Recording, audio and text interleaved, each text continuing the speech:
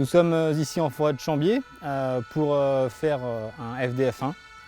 FDF1, feu de forêt niveau 1, qui s'adresse à tout le personnel du groupement Nord, qui part de Poincé, sur la ville de Poincé, jusqu'à Durtal.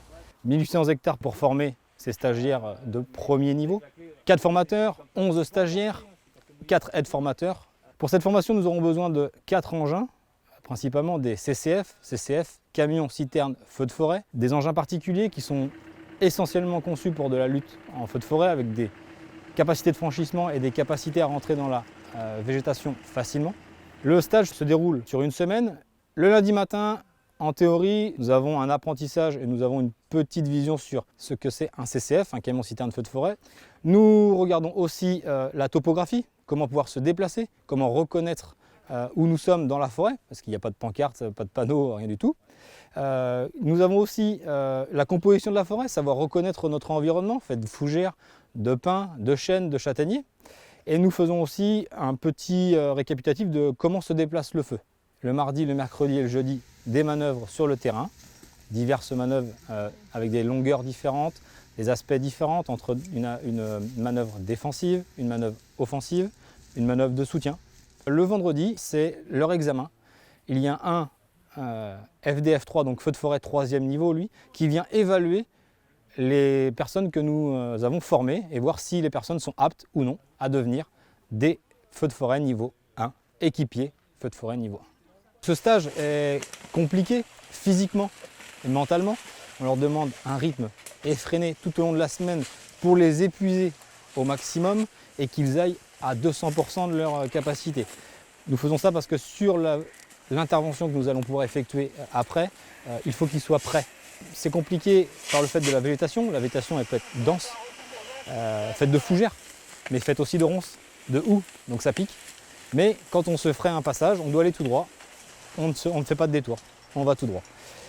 Nous avons pu réaliser aussi des manœuvres dans des pentes positives qui étaient relativement pentues, avec un dénivelé assez important sur une courte distance.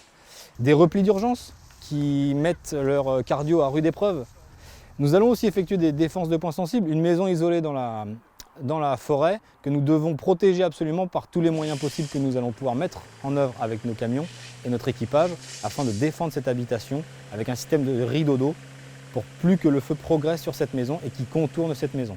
Nous allons aussi leur apprendre à se protéger, aussi bien en mettant juste un casque, des gants et la tenue adaptée, mais également à se protéger avec une manœuvre d'autodéfense du groupe où nous allons placer les véhicules d'une telle façon que le feu avec des queues de paon va nous encercler mais pas nous passer dessus.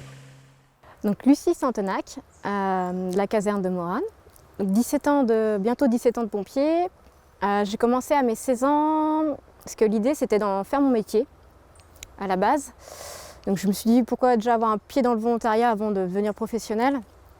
Finalement mes choix de carrière ont été différents, mais le volontariat m'a beaucoup plu. On a un beau site, la forêt de Chambier, c'est super sympa pour manœuvrer, un peu physique, mais heureusement il y a l'esprit d'équipe qui fait que chacun prend le relais quand on est un peu moins bien et au final la manœuvre est réalisée dans les temps impartis. Donc, je suis Antoine Plessis, pompier volontaire depuis bientôt 4 ans au centre de secours de Tiercé. Donc un engagement qui est arrivé un petit peu sur le tard parce que j'ai 33 ans. Suite à la théorie qui a pris une journée, donc le lundi en début de formation, ça paraît facile sur le papier. Après on est confronté sur le terrain à du relief, à plein de difficultés, notamment, de toute façon c'est surtout la topographie qui nous impacte. Mais avec la répétition, on a un mécanisme, un automatisme exactement qui se met en route sur les manœuvres. Et après ça défile tout le temps. L'important sur ce type de formation, c'est l'esprit d'équipe et la cohésion d'équipe. Très important, et on le voit au bout de 3 jours de formation FDF1. C'est cet esprit qui permet d'avancer et de faire une belle manœuvre et du coup d'être bien formé sur la fin de cette semaine de FDF1. Pour être pompier volontaire, il faut être âgé de minimum 16 ans. Rentrer dans une caserne, c'est rentrer dans une deuxième famille, c'est avoir une deuxième famille. Mais pour rentrer, il faut avoir une envie. C'est assez prenant. On y passe beaucoup de temps, des fois même en délaissant un petit peu notre famille quand on part en intervention.